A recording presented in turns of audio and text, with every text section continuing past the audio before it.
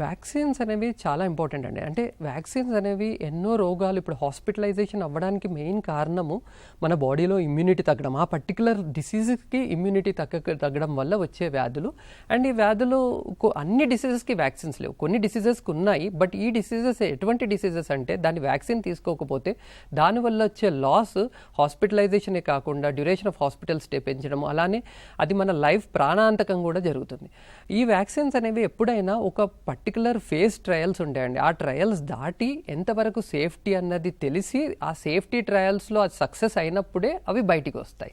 అప్పటి వరకు ప్రతి డిసీజెస్ మీద ట్రయల్స్ నడుస్తూనే ఉంటాయి. Even HIV, hepatitis B, hepatitis C ఇలాంటి డిసీజెస్ మీద కొన్ని డిసీజెస్కి వ్యాక్సిన్స్ ఉన్నా కూడా ఇంకా అడ్వాన్స్డ్ టెక్నాలజీతో రావడానికి ఇంకా ట్రయల్స్ నడుస్తూనే ఉంటాయి.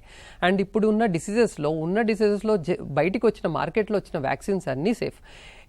ఏ మందు తీసుకున్నా కూడా, వ్యాక్సినే కాదు, ఏ మందు తీసుకున్నా దాని ఓన్ రిస్క్ బెనిఫిట్ ఉంటుంది. అలా అని ప్రతి ఒక్కరికి రిస్క్ రావాలని లేదు. 100%లో ఒక 2 to 3% వాళ్ళకు రిస్క్ వచ్చే ఛాన్సెస్ ఉంటుంది. అవి ఎక్స్ప్లెయిన్ చేసి దాన్ని బట్టే మార్కెటింగ్ చేస్తారండి.